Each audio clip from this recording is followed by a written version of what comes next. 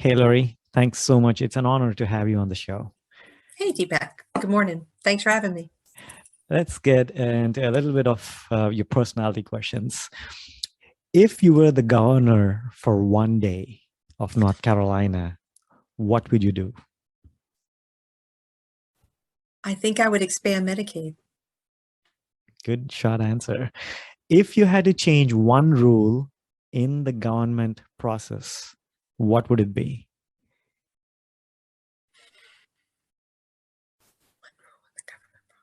Um,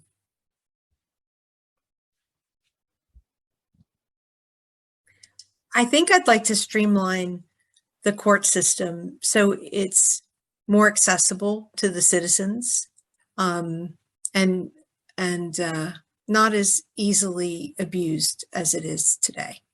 Hmm. And would you want to expand on that a little bit?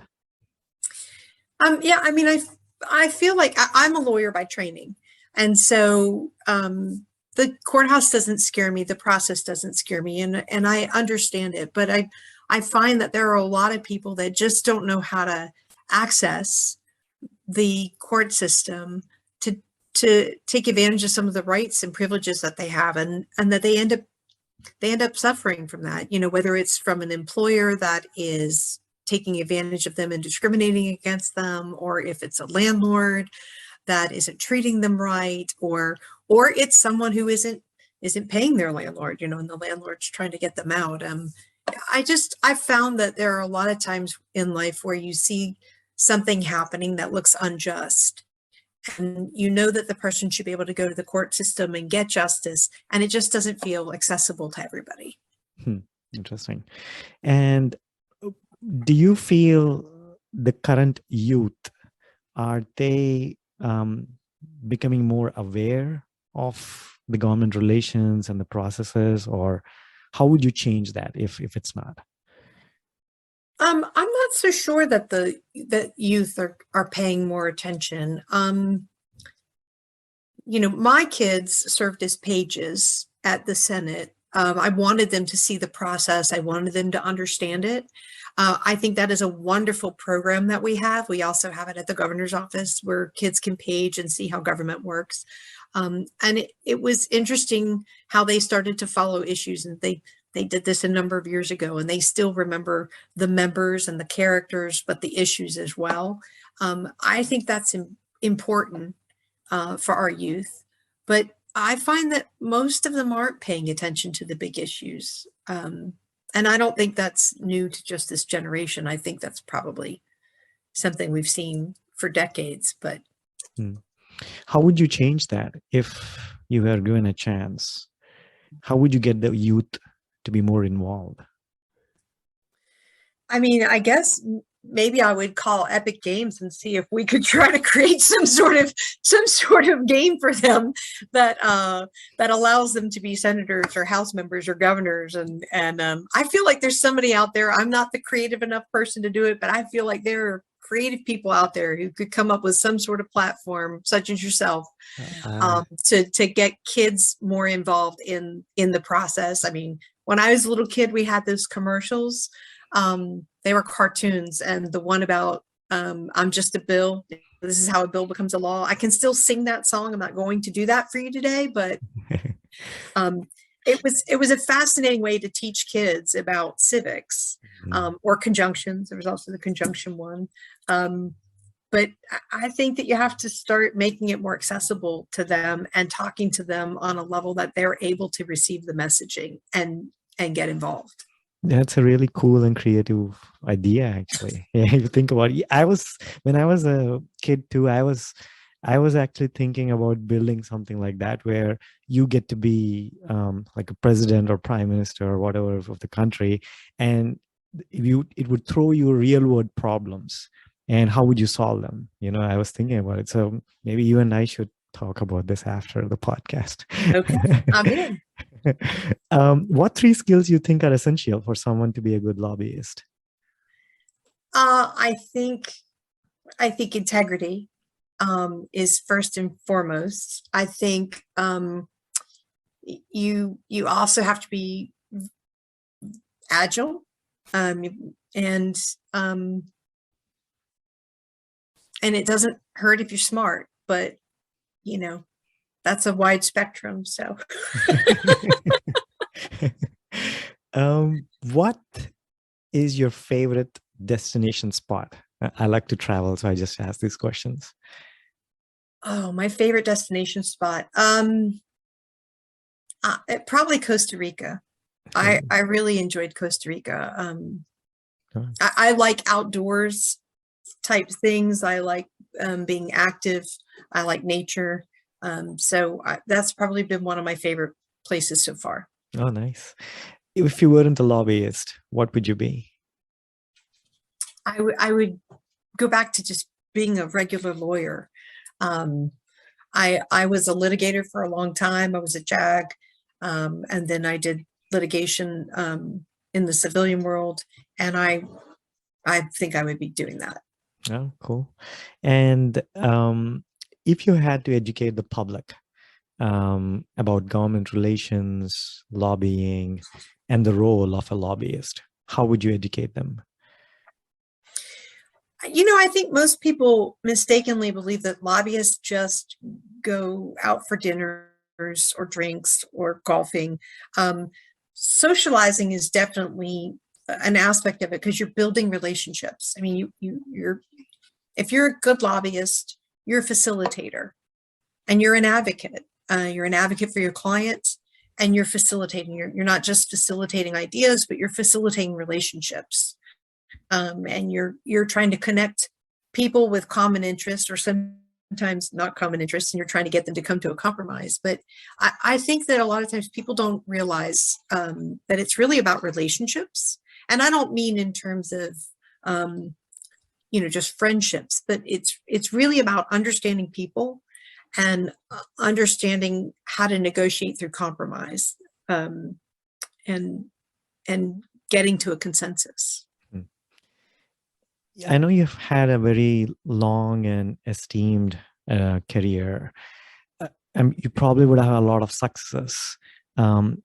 What I like is to learn about what you learned from your failures. Was there any failure you can tell us, and what did you learn from it?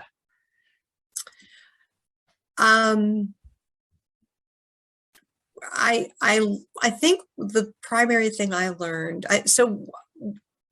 One of the failures that sticks with me is a case.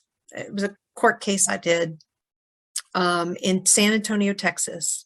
I was a special assistant U.S. attorney there, and I had a person who had driven onto the military base with a firearm in the car, and it was concealed in a glove box. And so we take them to federal magistrate's court, and we prosecute them for that. And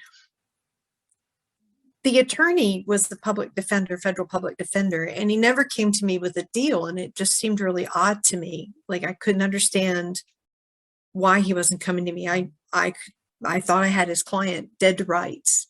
And we got into court. It was a bench trial. My military police officer was on the stand. I was asking him questions. And it was in that moment that I found out that he hadn't done something I had asked him to do. He was supposed to check the title on the vehicle, and I needed him to do it himself and certify it. And he didn't realize I needed him to do it himself, and he'd asked someone else to do it for him. That becomes hearsay, and there wasn't an exception. And I had to prove the ownership of the vehicle. And the defense attorney knew this, and it's why he hadn't come with a deal. And I learned in that moment, my gut had been telling me all along, something's off, something's wrong, you're missing something. And I didn't listen to it. And I learned in that moment that it's important to listen to my gut and sometimes to take a pause and just reevaluate where we're at before I move forward. That's a very cool thing to learn. If you had a chance to change the world, how would you change it? Oh my goodness. You mean like the people or a thing? Like, help Um, me a little bit. how would you, like, let's say, I'm going to change this question a bit further. If you had all the money in the world, right? Let's say if you're a big billionaire, so you had a lot of money at your disposal, how would you change the world with it? Gosh, that becomes even harder. I think because I don't always think money's the answer to solving our problems, or making the world better. Mhm. Um, if it were about money, I think I would focus on marginalized groups and areas and trying to elevate them. And by that I mean, for instance, a lot of times we don't think about what's going on in another part of the world, and we don't think about it as impacting us. We may hear that there's a crisis, they don't have a vaccine or they don't have enough water, and we just think, wow, that's a shame for them, and we go about our day. And I don't think that we really necessarily understand that eventually those problems do become our problems, whether it be through travel or commerce, or whether it's just the people in that geographic region end up, you know, becoming a larger group with a larger voice at some point and wanting to weigh in, and it starts factoring in. When I was at the War College, one of the classes that we took was on different issues around the world. And, we looked at where a current geography and where populations were going to grow and which populations were going to be the dominant populations projection, in the future. And I was amazed to see that Africa was going to be one of the largest, not just land space, but population wise.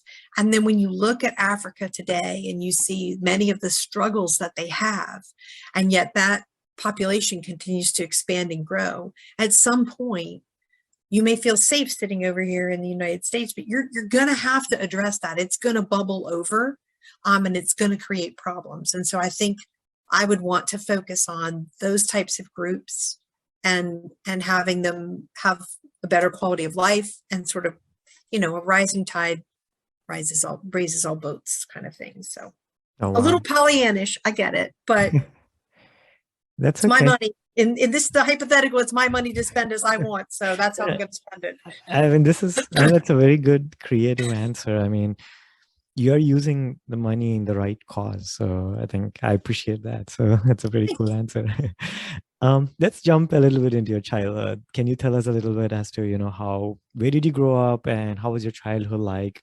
And were you interested in politics at all? No, I was not interested in politics at all.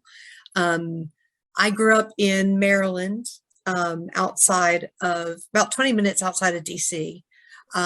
So I grew up really in the shadow of the Capitol in Washington, but I had no interest in politics. Like, politicians were on the TV all the time, and we would go to DC quite a bit to go enjoy all the museums and such. But no, I didn't really hold them in high esteem, I gotta say. Like, the first politician I remember really focusing on was Richard Nixon when he was president.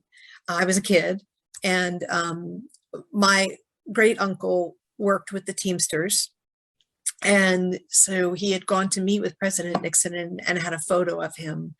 And I just thought that was the coolest thing. But otherwise, I tried not to pay attention to any of that stuff. It just seemed like a bunch of hot air.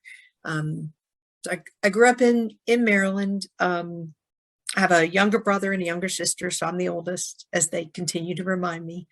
And my family was very close. We were very close with my grandparents and my cousins. We did, the week at the beach every summer at Myrtle Beach. Even before 95 was Interstate 95, and we had to make that a 2-day drive to get down. We'd usually come down to Durham and stop in Durham. My grandfather was from Durham. My great grandmother worked at the pantyhose factory, the Haynes factory, and they lived over by the old Durham Bull Stadium. And so that's where I played a lot as a kid during the summers. And Yeah, it was good. It was a good childhood. I enjoyed it. Nice. And at what point did you move over to North Carolina? So I ended up being stationed in North Carolina at Fort Bragg. So I went to law school. I went to college at University of Maryland, Fear the Turtle, College Park, and then went to law school.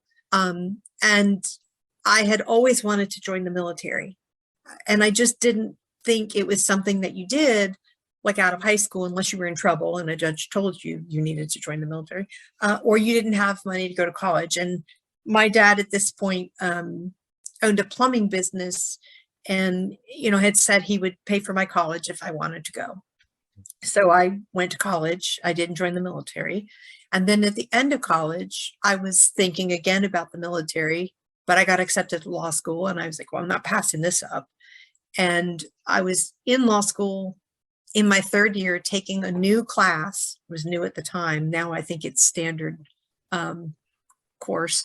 It was called National Security Law. And my instructor was a retired Marine Corps judge. And that is when I found out that the military had lawyers. And so he started talking to me about the Judge Advocate General's Corps. We call it the JAG Corps.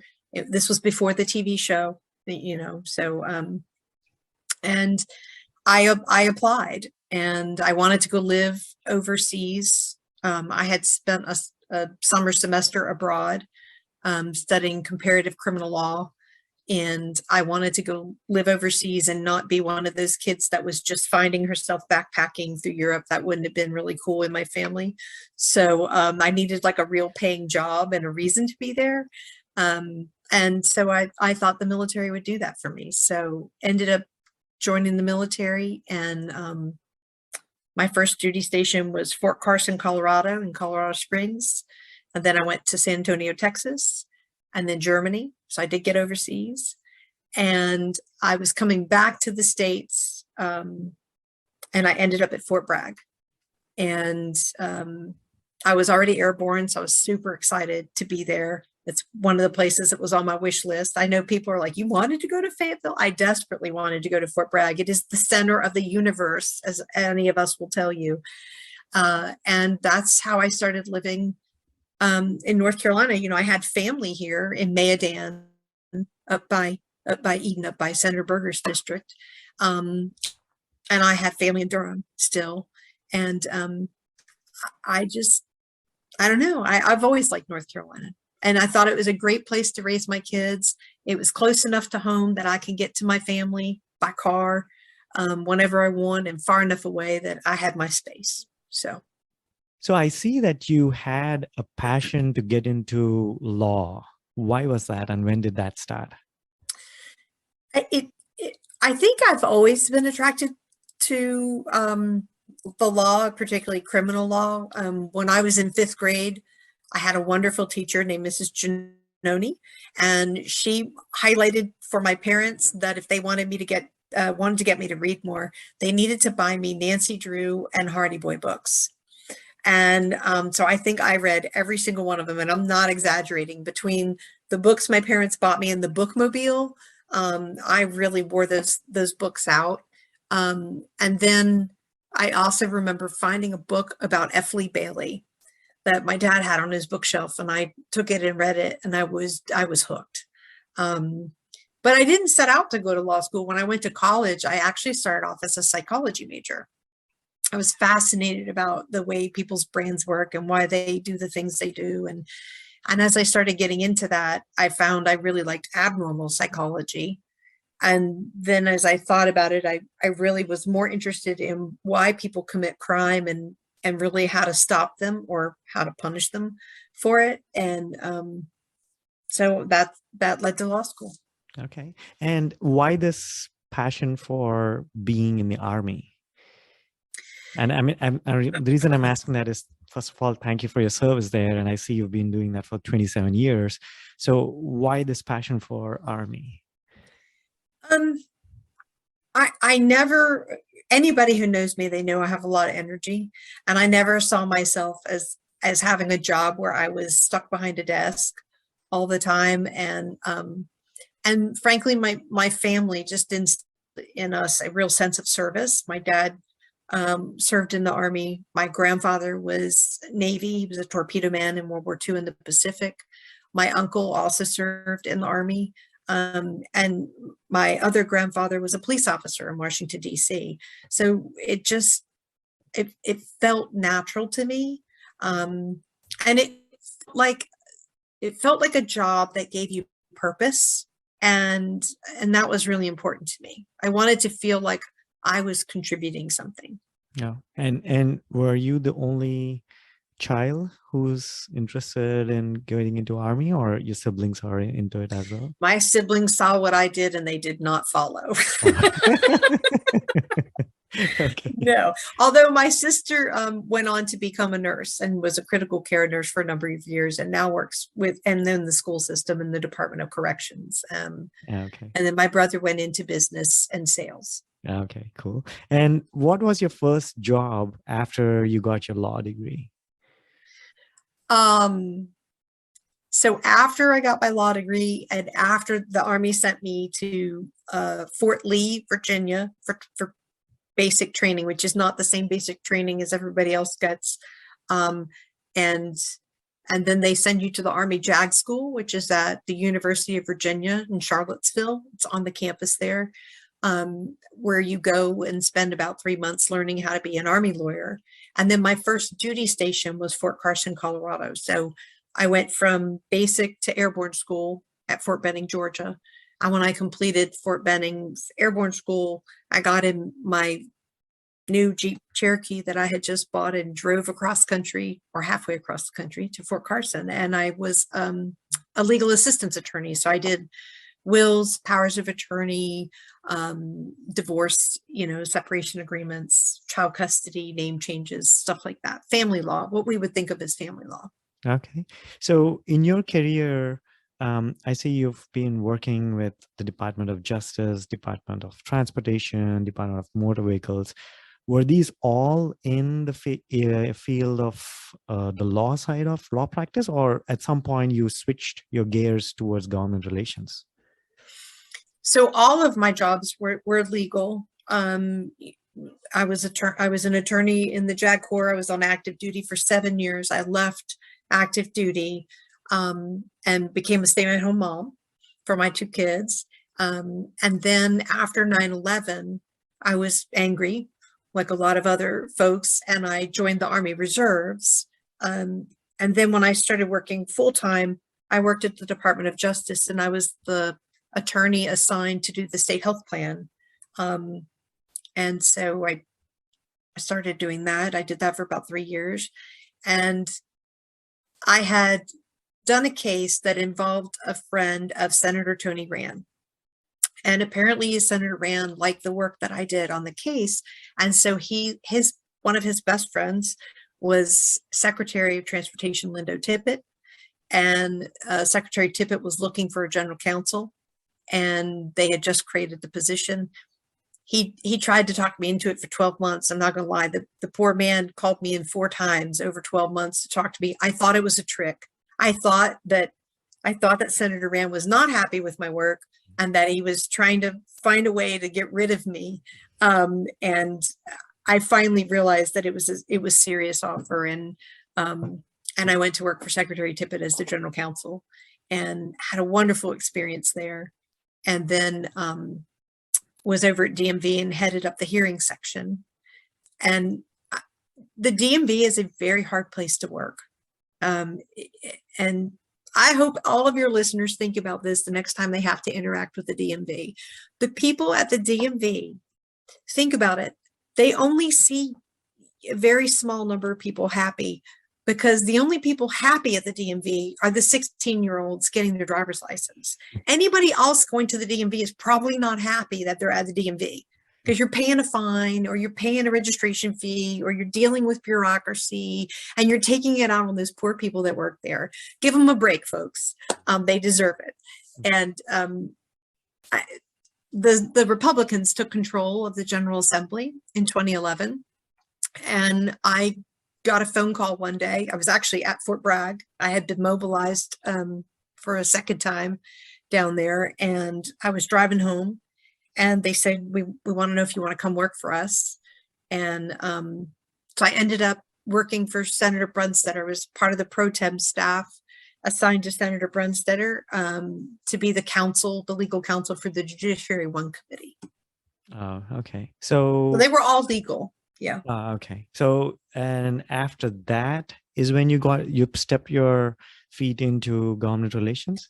Yeah, I'm the accidental lobbyist.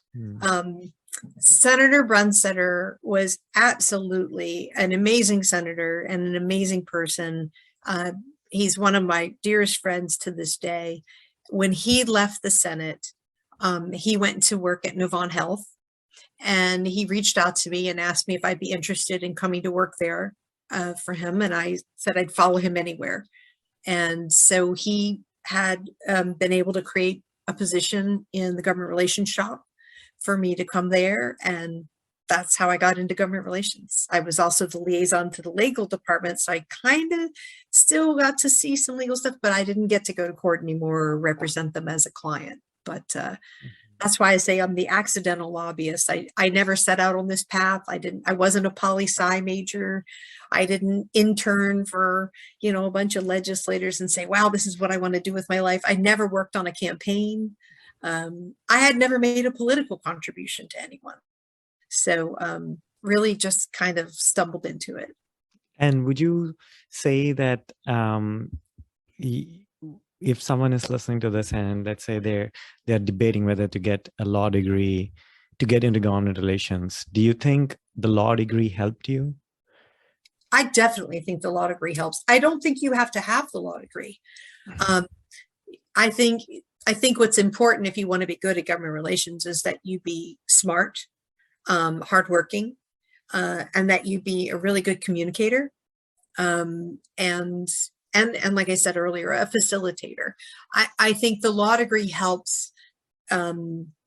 It helps you when you're trying to deal with the statutes and reading them and understanding them. But North Carolina has some of the most difficult statutes to read in the country. They're challenging.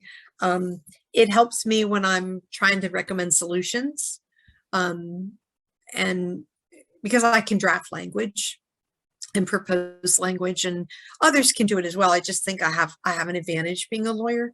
I think the other way that having a law degree helps you is not just the degree, but actually working as a lawyer. You understand what it means to have a client.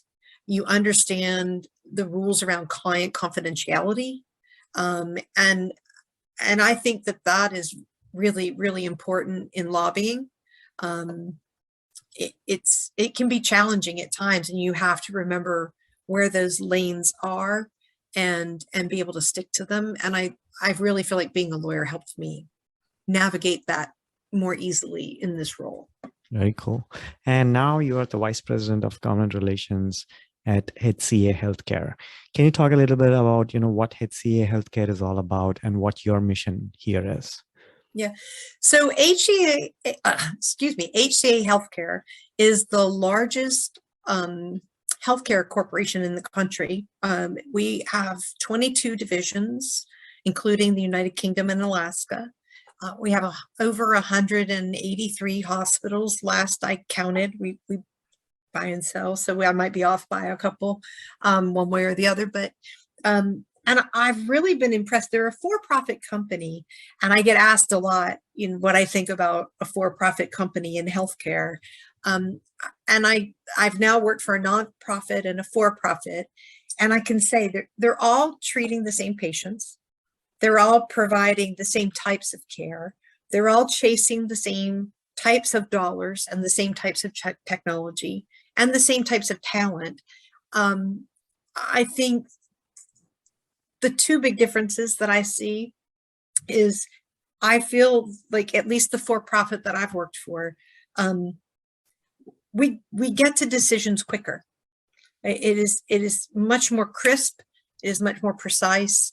You would think with as large as HCA is, that we would have been stumbling all over ourselves during the pandemic, trying to react. Things were happening very rapidly. I mean, something that could be one way at 9 o'clock in the morning had completely changed by 10 o'clock in the morning. And I was really, really impressed with how quickly they could adapt to the situation. And their large scale across the company allowed them to take in data and assimilate it really quickly. So the advantage here in North Carolina was we have hospitals in California. And if you remember, California saw things before we saw them here, right?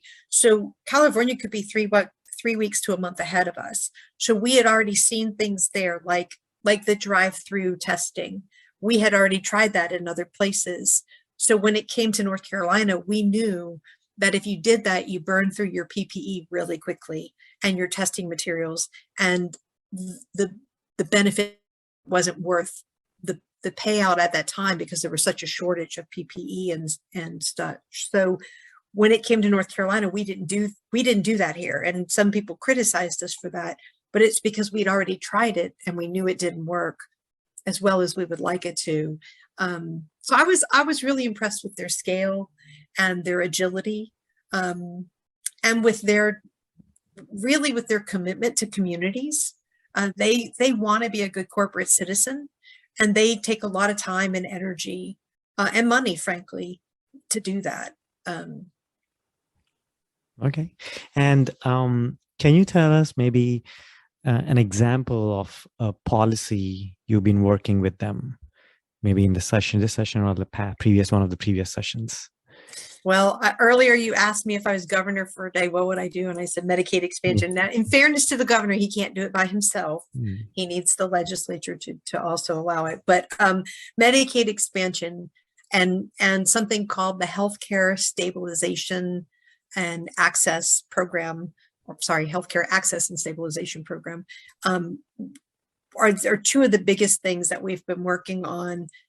HASP, as we call it, is a program that would allow hospitals to provide the state with money to send up to the federal government to draw money down that could then be used for a host of things. Some things for the Department of Health and Human Services, some of the grant programs and things that they are doing. Some of the money could go to the general fund. It could be used for education. It could be used for transportation.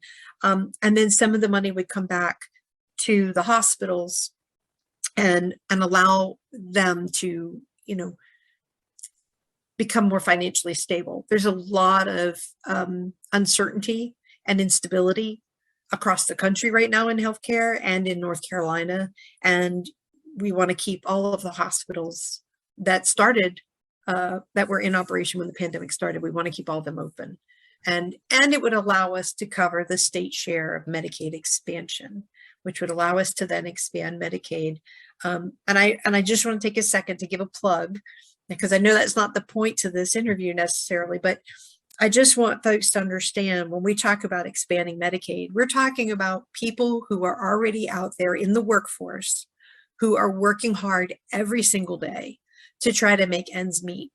These are the people that, think of the adult that served you your lunch at Chick-fil-A at 12 o'clock in the afternoon, or the fireman, or the farmer, or the fisherman on the coast who's bringing in the wonderful tilapia that we're all enjoying. These are people that are very hardworking, and the market has just become such that they can't afford healthcare premiums, or they don't work for jobs that provide them for them. And these people are already out there using our services, and they're either not getting the care they need to be the healthiest they could be, or they're waiting until they're in an unhealthier place to get that care. And it's costing the hospitals more, it's costing the citizens more, and it's not giving these citizens the quality of life they deserve. So they're already in our system. I've heard some folks say, well, we'll have an overrun. That we haven't seen that in other states. And these people are already living here in our state. They're already using our services. And the difference is now we can get reimbursed for them, and they have better access to care. So, and not just going to the emergency room at the last minute and having worse outcomes because they waited too long. Yeah. So that's my plug. Sorry. No problem. Anything goes. So we're moving into the last segment. So it's a good segue too. So let us know what you think about your aspirations and looking towards the future, or any advice you would share about, the do's and don'ts of government relations, or your organization. So it's an open-ended question, so you can talk anything about it right now. I think if I was talking to someone who was starting out in government relations, and I think my one piece of advice to them would be to remember something my dad told me, and it was, people can take anything away from you. They can take everything away from you. There is only one thing that they cannot take from you and that you have to give away, and that's your integrity. No one can take it from you. You have to give that up. And I wouldn't give it up. There's never an issue and there's never a client that's ever worth it. If you decide you're going to play a little loose with some information, you might win on an issue, but everybody's going to remember it. And sort of like winning the battle, but losing the war. So I would just say, hold on to your integrity. Your word is your bond. Those aren't just words. They're important, and they can really be your guiding principle and keep you out of trouble. So that's a very good way to end this conversation, Lori. It's really a pleasure and honor to have you on the show. I hope we can meet sometime soon. Okay, great. Thanks for having me. I appreciate it. It was fun.